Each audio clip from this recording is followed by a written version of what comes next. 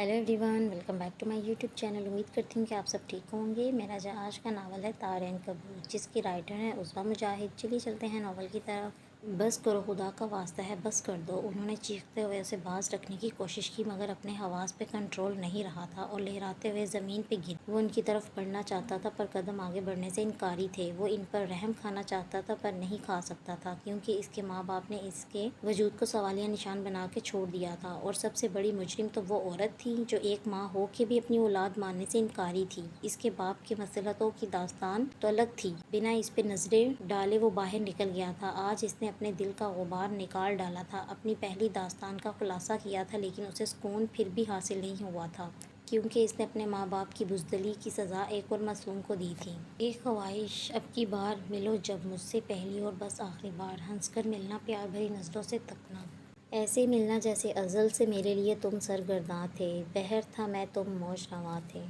ऐसे मिलना जैसे तुम खुद मुझ पे फ़िदा हो, जैसे मुजस्सिम मेहरो वफ़ा हो, जैसे बुत हो तुम ना खुदा हो। घड़ी की टिक टिक आवाज़ नफ्स के चलने की रफ्तार ज़ाहिर कर रही थी। उसे अंदाज़ा हो रहा था कि वो भी जिंदों में शामिल है। अम्मा साईं कमरे में दाखिल हुई तो अपनी इकलौती बेटी को इन हालों में देखते दिल रो रहा था, पर वो मजबूर थी। इन्हें याद था कि अपनी बेटी की ज़िंदगी के लिए वो कितना गड़गड़ाई थी जब इनके शोहर को पता चला था कि इनके यहाँ बेटी पैदा होने वाली है, और तो उसे और इसकी बेटी को जिंदा दफन कर देना चाहता था। खूबसूरत गुलाबी गाल शक्कर की तरह घुल के चिपके बन चुके थे। वो आंखें जिनमें शरारत से भरी जिंदगी नाचती थी, वीरान खंडर की मांदिद नजर आ रही थी। आहट पे इसने आने वाली को देखा तो वो जानती थी कि इसकी माँ क्यों आई थी। इन मज़ारों का शिमला ऊंचा रहेगा ना, जब मैं भी रवायत की पासदारी करते अहले कुफा में शामिल होंगी। पेड़ी जमे होंठों पर जुम्बिश हुई थी, लेकिन अदा होने वाले अल्फाज अपने अंदर कई मायने लिए हुए थे। मुझे अपनी बेटी की ज़िंदगी अजीज़ है, इसलिए इन रस्मों की पासदारी लाजम है बेटा। आज इतने दिन बाद इनके लहजे की मिठास दर आई थी। ये भी तो किसी की औलाद है, किसी की क्यों, आपकी बेटी की। बेशक बदनसीब औलाद है, पर औलाद तो है ना, फिर इतनी सफाकियत क्यों।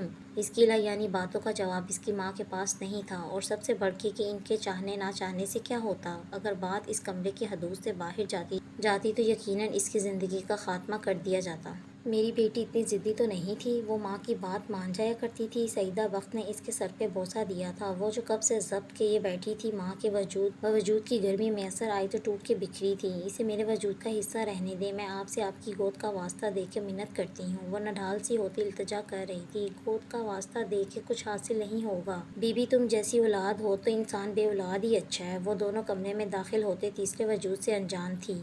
अम्मा साईं, वो सईदा बख्त लगी आई थी। बस तुम और तुम्हारी बेटी के बहुत नाज नखरे हो गए। थोड़ी देर में डॉक्टर नहीं आती होगी। लड़की चुपचाप जैसे कहे मान लेना, नहीं तो इस घर से दो दो जनाजे निकलेंगे। याद रखना, तुम्हारे साथ तुम्हारी माँ का भी। इसकी दादी ने आखिरी बार किया था, जो कामयाब भी रहा था। कुछ देर में वो इसके नाम की आखिरी जंजीर से भी आज़ाद हो चुकी थी। खोखले वजूद से वो मौत पर ठहराई जा रही थी। जन्नत जैसे अजीम मुकाम से मुंह मोड़े वो लोगों को जन्नत तक ले जाने वाली पाक बीबी नाउज़ुबिल्लाह, जो सिर्फ हकूकुल्लाह और हकूकुल इबाद के लिए अपनी बाकी मानदा जिंदगी गुजारने वाली थी, जैसे अपने हकूक से आगाही नहीं थी, या जानबूझ के आंखें बंद किए खुद को वक्त के हवाले कर दिया था। सईदा वाली हवेली का गोशा गोशा इस रात सुकून से सोया था, क्योंकि एक रवायत का भरम रखने वाली पाक बीबी इस हवेली की जीनत बन चुकी थी। पहले ही कदम पे इसने खुद को हालात के सपुर्द करते इन गुलाम गर्दिशों में पलने वाली नस्लों को मजीद तकवीत बख्श दी थी। अब तो शायद ही कोई इन रस्मों की इस जंजीर को तोड़ने वाला पैदा होता। उफ़ प्लीज़, कब तक ऐसे इग्नोर करोगी। I already apologise you. University से निकलते वो वैन की तरफ बढ़ रही थी जब बारी ने इसका रास्ता रोका। मुझे कोई बात करनी है आपसे, प्लीज़ लीव मी अलोन। वो मज़ीद बोलने की मोहलत देती आगे बढ़ने लगी थी, जब बारी ने बिना किसी परवाह करते से बाजू से थामे गाड़ी का रुख किया। बारी, यू गॉट क्रेजी, सब देख रहे हैं। उफ़क ने शर्मिंदगी से अपने इर्द गिर्द लोगों को देखा जो रुक रुक के इनका तमाशा देख रहे थे। I don't care at all. Front door खोलते बिना इसकी मज़ाहमत को किसी खाते में लाए इसे गाड़ी में बिठाया था। तुम्हें एक बार कहा का समझ नहीं आ रहा था? कितने दिन से मैं बात करने के लिए पागल हो रहा हूँ, और तुम बार। Shut up, just shut up. हद हो गई है उफ़क। तुम क्यों मुझे ऐसे रियलाइज़ करवा रही हो कि जैसे मैंने कोई कबीरा गुनाह किया है? क्यों भूल रही हो कि आप मेरे निकाह में हैं? हर हक रखता हूँ मैं। उफ़क इसकी धारने पे सहमते हुए दरवाजे से लग के बैठी थी। वो तेज़ी से गाड़ी भगाए वहाँ से निकल आया था। کس بات کا اتنا شور ڈال رہی ہو تم آخر؟ باری کو اس کے آنسو ڈسٹرب کرنے لگے تھے۔ پہلے کچھ غلط ہونے کا اعتراف اسے چین نہیں لینے دے رہا تھا۔ جو ہوا ہم دونوں نہیں چاہتے تھے افق، پر کچھ تو مصلحت ہوگی اس میں بھی۔ باری نے گاڑی سائڈ پہ روکے اس کے چہرے کو ہاتھ میں لیتے کہا۔ افق نے رخ موڑ لیا، بیچارگی کی حدوں کو چھوتا۔ باری اپنے اندر ہوتی کشمکش سے بیزار تھا، وہیں افق کا رویہ اسے مزید تاؤ لا رہا تھا۔ میں بے شرم رشتہ ختم کرنا چاہتی ہوں باری، افق نے اس کے سر پہ دھماکہ کیا تھا۔ ایک طرح سے افق نے خود ہی باری کی مشکل آسان کر دی تھی، پر کچھ چھن جانے کا وہم باری کو کھوکھلا کرنے لگا تھا۔ کب یہ نفرت محبت میں بدلی اسے اندازہ نہیں تھا۔ فی الحال وہ بدلے کی آگ میں سلگتے اپنے دل میں جنم لیتی آتش عشق کی آن سے بے خبر تھا۔ بدلہ اگر اس کے دماغ کی خواہش تھی تو دل بغاوت کی راہ اپناتے محبت میں مائل ہونے لگا تھا۔ افق شاہ اس کے دل کی چوائس بننے لگی تھی، لیکن آگاہی کے در ابھی واہ نہیں ہوئے تھے۔ دوسری طرف افق کا دل تیز تیز دھڑک رہا تھا۔ اسے ڈر تھا کہ کہیں باری اس کی بات مان نہ جائے۔ باری کی خاموشی اس کی تڑپ کا غلط جگہ پھینکنے کی نشاندہی کر رہی تھی۔ مجھے سوچنے کے لیے وقت دو افق، یقیناً میں تمہاری ہر خواہش کا احترام کروں گا۔ باری نفرت کی اس داستان کو محض چند لمحوں کی غفلت میں برباد نہیں کر سکتا تھا۔ اس نے افق شاہ کو اس مقام تک لانے کے لیے بہت کچھ داؤ پہ لگا رکھا تھا۔ گاڑی میں ایک نہ ختم ہونے والی خاموشی چھائی تھی۔ اگر تمہیں لگ رہا ہے کہ فرار ہی اس مسئلے کا حل ہے تو میں ایک ناقابل اعتبار شخص ہوں، تو ساری زندگی ایک بوجھ تلے گزارنے سے اچھا ہے کہ میں تمہاری بات مان لوں۔ اسے نہیں اندازہ تھا کہ یہ خاموشی کتنی طویل تھی، دن، مہینوں یا سالوں پہ مشتمل، مگر افق کو لگ رہا تھا کہ وہ کڑی مسافت طے کر کے آیا تھا۔ وہ بات کرتے ہانپ رہا تھا، میری خواہش۔ افق نے شاید پہلی دفعہ باری کے نقوش ازبر کرنے چاہے تھے۔ غیر یقینی کیفیت میں وہ رانی کی اس غلط چال کو سوچ رہی تھی۔ اسے لگ رہا تھا کہ یہ سب باری سے کہے گی تو باری اس رشتے کو دنیا کے سامنے لانے کی بات کرے گا، کیونکہ اس نے خود کہا تھا کہ وہ افق پہ کسی کی پرچھائی برداشت نہیں کر سکتا تھا۔ اتنی آسانی سے اپنی محبت کو کسی اور کے حوالے کیسے کرے گا؟ پر وہ مہلت مانگ رہا تھا۔ تو کیا وہ رشتہ ختم کرنے کا سوچ رہا تھا؟ پر کیوں؟ اس نے باری کی محبت کے سامنے دل نہیں ہارا تھا، پر وہ اپنا وجود ہار چکی تھی۔ تو کیا اتنا آسان تھا اپنی عزت کو یوں نیلام کرنے کے بعد راستہ بدل لینا؟ باری نے کہا تھا وہ سب ٹھیک کر دے گا۔ کیا وہ پاک دامن اور ان چوئی افق شاہ بنا سکتا تھا اسے؟ لیکن وہ چاہتا تو اسے اپنا بنا کے دنیا کے سامنے معتبر تو کر سکتا تھا۔ بات تو تھی اگر وہ چاہتا تو۔ افق کا دماغ ان گنت سوچوں کی عام جگہ بن چکا تھا۔ وہ خود کو ایسی بند گلی میں محسوس کر رہی تھی جہاں وہ واپسی کا راستہ بھول چکی تھی، اور آگے کا راستہ باری نے انجانے میں بند کر دیا تھا۔ وہ اسے ہاسٹل میں چھوڑنے آیا تھا۔ میری خواہش تھی کہ راوی کے کنارے چلتی افق ہمیشہ میری ہم قدم رہے، لیکن انجانے میں ہوئی غلطی کا یہ خمیازہ تو مجھے بھگتنا ہی تھا۔ باری نے دروازہ لاک کرتے سامنے سڑک پہ نظریں جمائے کہا تھا، میں نے تو سنا تھا کہ محبت بہت اعلیٰ ظرف ہوتی ہے، اپنے پیروکاروں کو دوسرا موقع ضرور دیتی ہے، لیکن سنا تھا، لیکن جب خود پہ بیتتی ہے تو یہ فلسفہ بھی غلط ہو گیا۔ اسے خاموشی دیکھتے وہ خود ہی بولے جا رہا تھا۔ میں جاؤں؟ افق نے دروازے کی طرف ہاتھ بڑھاتے کہا۔ میری دسترس میں افق شاہ کو لانے کا فیصلہ میرا تھا، لیکن یہاں سے نکلنے کی آزادی تمہارے سر ہے۔ بس ایک آخری ریکویسٹ کرنی تھی، ہو سکے تو ایک بار ان حسین لمحوں کو ضرور سوچنا جو ہم نے ایک ساتھ گزارے تھے۔ باری نے اس سے وداع لیتے کہا، اب کے جذبات کا سہارا لیا، اور پھر افق شاہ نے آنے والے دنوں میں ہر چیز کو بھلائے صرف باری اور اپنے بارے میں سوچا تھا، جتنا کہ شاید ان کے رشتے کی گنجائش اور حق تھا۔ وہ لائٹ کے آفس میں داخل ہوا تھا۔ ارے باری یار، یہ تمہارے ڈائیورس پیپر ریڈی ہو چکے ہیں۔ چٹ منگنی پٹ پیا تو سنا تھا، پر یہاں چٹ نکاح فٹ طلاق کا معاملہ کچھ افسوسناک نہیں۔ وکیل سے چونکہ اس کی اچھی بات چیت تھی، اس لیے اس نے طنز و مزاح میں باری کی کلاس لی۔ کسی کو آزمانے کو تھا، اور وہ نالائق اسٹوڈنٹ اپنے پہلے ہی امتحان میں فیل ہو رہی ہے۔ ایسے میں عبدالباری بزدل لوگ کے بارے میں نہیں سوچتا۔ اس نے وکیل کی نسبت سنجیدگی سے جواب دیا تھا۔ آج وہ اسے راوی کے کنارے بلا کے اس رشتے سے آزاد کرنے والا تھا۔ مقررہ وقت پہ پہنچتے باری کا دل کئی سواٹ کی رفتار سے دھڑک رہا تھا۔ اسے ابھی افق شاہ کو بہت سبق سکھانے تھے، پر نہ جانے کیوں وہ خود ہی اپنا کھیل ہارنے لگا تھا۔ سامنے ہی وہ کشمیری سے پرپل اور پنک کنٹراسٹ کا ہلکا سا کامدار سوٹ پہنے اس کے قریب آ رہی تھی۔ حسب معمول آج بھی سندھی کامدار شال اس کے کندھوں پہ تھی۔ باری کے دل نے ایک بیٹ مس کی تھی۔ آتے ہوئے کوئی مشکل تو نہیں ہوئی؟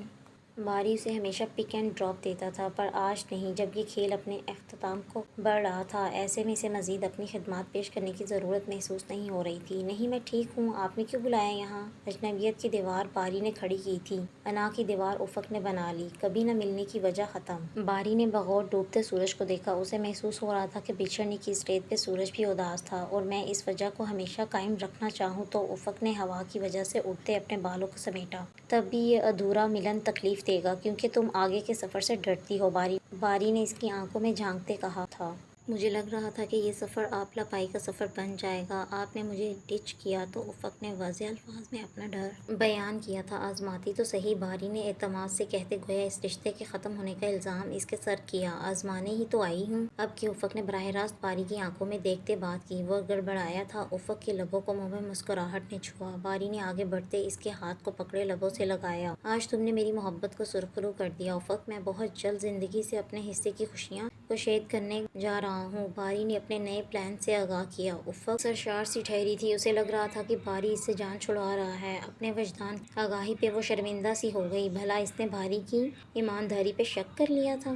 افق نے باری کے شانے پہ سر ٹکایا تو باری نے بھی اعلیٰ ظرفی کا مظاہرہ کرتے اس کے گرد اپنے بازو کا حصار باندھے اس کے ماتھے پہ بوسہ دیا تھا۔ افق نے شرم سے نگاہیں جھکا لی۔ ایک اور بات افق، تمہارے پاس میری امانت ہو، اگر میرے سچے جذبوں کی پذیرائی نہیں کر سکتی تو میرا ہاتھ بھی مت جھٹکنا۔ باری نے اس پہ حق بھری دھونس جمائی تھی۔ ایسا کبھی نہیں ہوگا باری، اس نے پر یقین ہوتے حامی بھری۔ بازی الٹ گئی تھی، باری تو ہار مان چکا تھا، لیکن افق ایک بار پھر اسے اس میدان میں سرخرو کرنے چلی آئی تھی۔ سب کچھ روٹین پہ آنے لگا تھا۔ یونیورسٹی میں ایک بار پھر سے باری اور افق ایک ساتھ نظر آنے لگے تھے۔ افق وہ گراؤنڈ میں بیٹھی انیتا اور ایلیا کے ساتھ انیتا کی شادی کے فنکشن میں تیاری کو ڈسکس کر رہی تھی جب انیزے اس کے پاس آئی تھی۔ افق نے سر اٹھائے سوالیہ نظروں سے اسے دیکھا تھا۔ کیا ہم کچھ دیر کے لیے بات کر سکتے ہیں؟ انیزے کا انداز کافی تیز تھا۔ سوری میں بزی ہوں، افق نے لاپرواہی سے کہتے دوبارہ سے انیتا اور ایلیا کی جانب اپنی توجہ مبذول کر لی تھی۔ مجھے باری کے بارے میں کچھ بات کرنی ہے۔ انیزے کو اپنے لہجے کی تیزی کا احساس ہوا تو وہ ذرا نرم پڑتے بولی۔ باری کے نام پہ اس کا دل سمٹا تھا۔ کیا بات ہے؟ افق کو مجبوراً اس کی طرف متوجہ ہونا پڑا تھا۔ یہاں نہیں، مجھے پرسنلی کچھ بات کرنی ہے۔ افق کا دل دھڑک رہا تھا، کہیں باری نے اپنے گھر میں اسے لے کے کوئی بات تو نہیں کی تھی؟ آپ کو جو بولنا ہے آپ میری دوستوں کے سامنے بول سکتی ہیں۔ خوش فہمی کے دریا بہنے لگے تو افق نے ذرا گردن اونچی کرتے انیزے کو نیچا دکھانا چاہا۔ تم جانتی ہو باری میرا فانسی ہے، پھر اس طرح شغل لپاڑے کیا معنی رکھتے ہیں؟ تمہارا اپنا کوئی کردار بھی ہے کہ نہیں؟ انیزے کا غصہ امڑ آیا تھا۔ افق کو چپ لگ گئی تھی۔ وہ اسے بتانا چاہتی تھی کہ اس کا رشتہ باری سے زیادہ مضبوط ہے، لیکن وہ بتا نہیں سکتی تھی، تو صرف جی تو کہنے پہ اکتفا کرتے۔ انیزے کی شکل دیکھنے لگی تھی۔ بہت جلد ہماری شادی بھی ہو جائے گی، اس لیے اپنی احمقوں کی جنت بسانی چھوڑ دو۔ ہمیشہ نرم کو انیزے کاٹدار انداز میں کہتی وہاں سے چلی گئی تھی۔ افق کا دل ہر شے سے چاٹ ہوا۔